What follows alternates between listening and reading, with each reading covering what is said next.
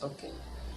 Merci bien-aimés, que Dieu vous bénisse partout où vous nous suivez dans cette séquence de l'émission Déliez-les, laissez-les aller.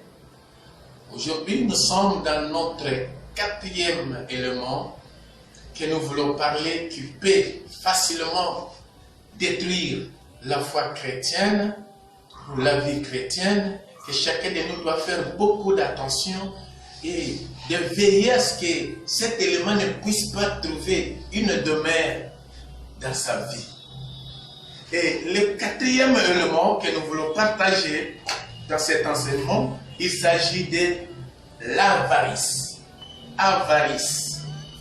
L'avarice, par définition, simplement, on dit ceci, il s'agit de l'amour excessif de l'argent pour lui-même. Et la Bible est très claire lorsqu'elle parle de l'amour de l'argent comme racine de tout le mot. Dans 1 Timothée, chapitre 6, verset 10, c'est là où la Bible parle de l'amour comme l'argent, l'amour de l'argent comme racine de tout le mot. Nous pouvons facilement lire 1 Timothée, chapitre 6, verset 10. La Bible nous dit ceci. Car l'amour de l'argent est une racine de tout le mot. Et quelques-uns, en état possédés, se sont égarés loin de la foi et se sont jetés eux-mêmes dans bien des tourments. Se sont égarés loin de la foi à cause de l'avarice, de l'amour excessif de l'argent, bien-aimé. L'argent rend un service important à l'Église de Dieu. Mais son mauvais usage contribue rapidement à la destruction de l'Église, à la destruction de la famille, à la destruction de la société et à la destruction de la foi, de sa propre foi chrétienne.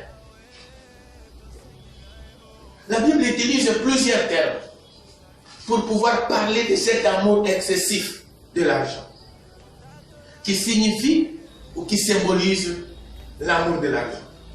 Dans 1 Pierre, chapitre 5, verset 2, comme dans Tite, chapitre 1, verset 7, et dans 1 Timothée, chapitre 3, verset 3, dans tous ces versets, la Bible donne une signification à l'amour excessif de l'argent. Où on attire notre attention. Je peux seulement lire 1 Timothée 3, 3. Il dit ceci. Il faut qu'il ne soit ni adonneur au vin, ni violent, mais indulgent, pacifique, désintéressé. Désintéressé. Bien-aimé, il faut qu'il soit non violent, n'est pas donné au vin, mais indulgent, pacifique, désintéressé. Il ne faut pas donner plus de valeur. L'argent, bien-aimé, dans le livre des Tites, c'est clair, il est dit ceci. Je vais vous lire ça. Tite, chapitre 1, verset 7. Car il faut que l'évêque soit irréprochable, comme économe de Dieu, qui ne soit ni arrogant, ni colère, ni adonné au vin, ni violent, ni porté à un gain déshonoré. Un gain déshonoré. Il ne faut pas rechercher un gain qui déshonore la personne. La recherche des gains déshonorés vient à l'amour excessif de l'argent, bien-aimé. Lorsque une femme dans le foyer, dans sa maison, est plus matérialiste, ses deux pieds ne seront jamais assis dans sa maison. Non, non. Elle sera toujours à l'heure. Si un homme souffre de l'avarice, sa femme souffrira également. Parce que les gens qui souffrent de l'avarice sont des gens qui ne partagent pas facilement, mais qui lui a toujours besoin. Ou nous pouvons parler de l'égocentrisme. Il veut toujours qu'on lui amène, qu'on lui donne.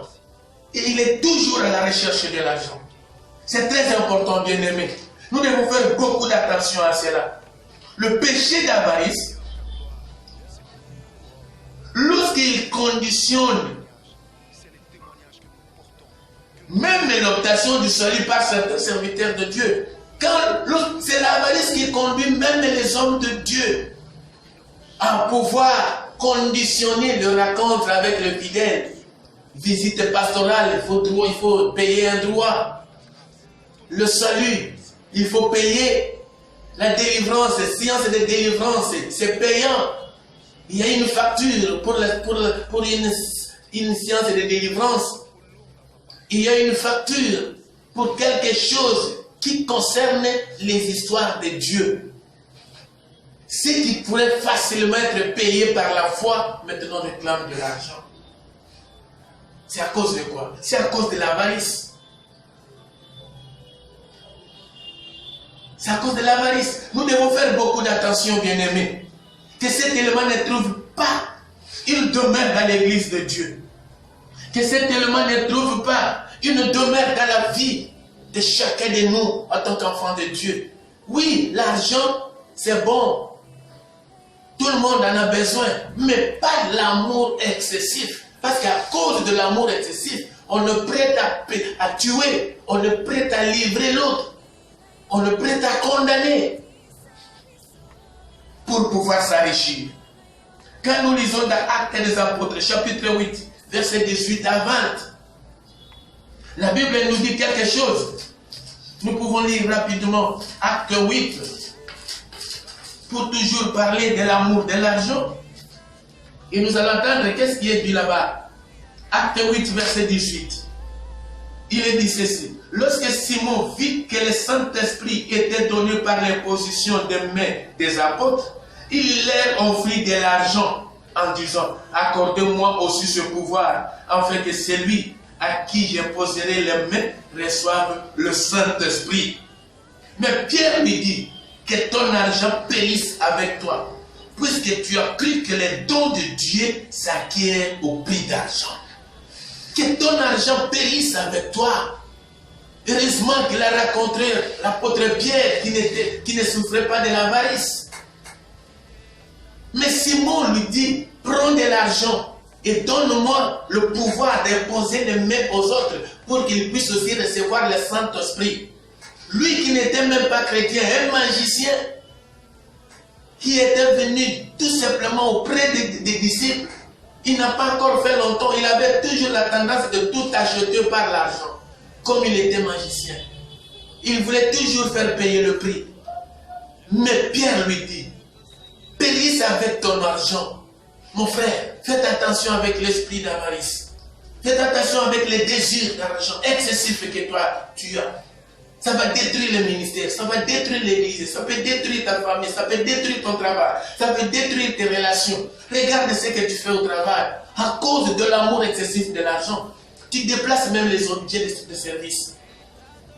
Tout ce que tu peux raconter dans ton chemin, tu peux le vendre facilement. Alors que ça appartient à l'entreprise, ce n'est pas pour toi, en tant que ton salaire. Le salaire qu'on te donne, c'est ce que les cieux ont prévu pour toi. Si tu es chrétien, donne seulement la dîme. Et à chaque fois, Dieu pourvoira à tes bénédictions, à des promotions. Mais toi, tu es là qui est pour vendre les objets de l'entreprise. Tu es là qui est pour marchander les documents de la société. Non, non, bien-aimé. Faites attention que le diable ne trouve pas place dans le pouvoir de l'argent, incarne un esprit de s'enrichir indignement. Quand vous lisez dans Acte 19, versets 23 à 29, l'amour de l'argent donne un esprit de s'enrichir indignement à la personne. Alors qu'en s'enrichissant indignement, ça fait disqualifier la personne. Alors que tu es chrétien, il arrive même des fois qu'on te dise, mais toi tu es chrétien, pourquoi tu as fait ça? C'est pour interpeller ta conscience, c'est pour interpeller ta foi. C'est pourquoi Paul avait dit dans 1 Timothée 6, 10, beaucoup se sont écartés de la foi à cause de l'amour excessif de l'argent. L'amour de l'argent fait disparaître la valeur, l'image, la place de la personne par un besoin. l'amour de l'argent. Fait disparaître la valeur de la personne. L'avarice est un élément très dangereux, bien aimé. Nous ne devons pas faire de l'argent un Dieu dans notre vie. C'est pourquoi la Bible dit, une personne ne servira pas de maître à la fois. Dieu est le mammon. Mammon, c'est l'esprit qui est incarné dans l'argent. C'est bien écrit dans la Bible. Et si l'esprit-là domine sur toi, bien-aimé, tu deviendras inutile. Réjouis-toi avec le peu que Dieu te donne et que ce que tu reçois avec dignité, avec honneur, avec personnalité, avec autorité et avec considération. C'est très important, bien-aimé. C'est très important. Rejetons l'avarice loin de nous. Demandons à Dieu de pouvoir nous donner la force, la puissance de pouvoir nous opposer à l'avarice, qui est une carie pour l'Adam. C'est une carie pour notre foi. Comme la carie détruit facilement une dent, l'avarice peut aussi détruire facilement un héros, peut détruire un ministère, peut détruire une église, peut détruire un foyer, peut détruire une famille. Combien de familles se sont divisées à cause de l'argent? Combien se sont sacrifiés à cause de l'argent? Alors combien coûte la vie d'une personne par rapport à l'argent? Comment tu peux repousser ton frère, ta soeur à cause de l'argent? Combien ont sacrifié les vies innocents pour obtenir de l'argent? Repoussons l'avarice, car Dieu bénit. La Bible nous dit dans Proverbe, c'est la bénédiction de l'Éternel qui enrichit. Elle n'est accompagnée d'aucun chagrin. C'est la bénédiction de l'Éternel. Espérons la bénédiction de l'Éternel et Dieu va nous accompagner sur cette terre pour que nous puissions mener une vie chrétienne sainte pour donner gloire à Dieu. C'est très important, bien-aimé. L'avarice, il faut le repousser loin de toi. L'argent, c'est bon, mais l'avarice devient une carie pour te détruire, pour détruire l'église, pour détruire un regroupement, pour détruire une société. Des personnes qui s'aimaient facilement, qui avaient de bonnes relations, se sont séparées à cause de l'amour de l'argent. À cause de l'argent. Regarde comment tu as repoussé ton frère. Regarde pourquoi tu as rejeté ton mari.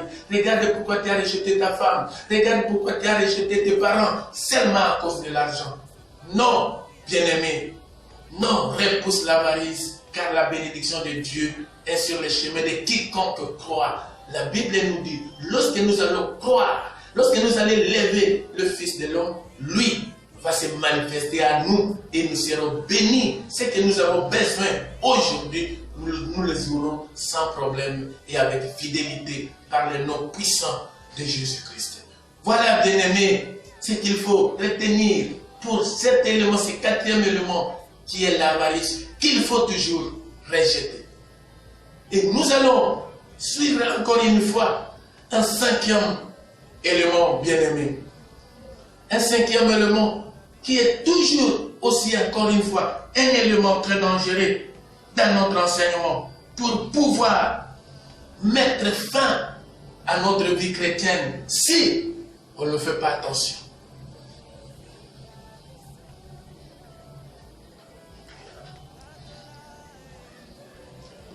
Voilà, bien-aimés, ce que nous devons retenir. Et je vous informe, bien-aimés, vous qui nous suivez partout ailleurs, dans le pays, comme à l'extérieur du pays, partout ailleurs où vous nous suivez à travers le YouTube, bien-aimés, si vous avez besoin de notre secours, de notre assistance, voilà, tous les numéros sont devant votre petit écran qui est déjà gravé là-bas. Un peu si haut, à votre droite, vous pouvez facilement m'appeler partout où vous êtes. Vous allez entrer en contact avec Pasteur Jean-Pierre Lama en personne. Ce sont ses numéros personnels. Dès que vous appelez, il va vous recevoir pour pouvoir partager un peu avec vous ce que vous ressentez en suivant ces enseignements. Voilà, bien-aimés, que Dieu vous assiste et que Dieu vous bénisse.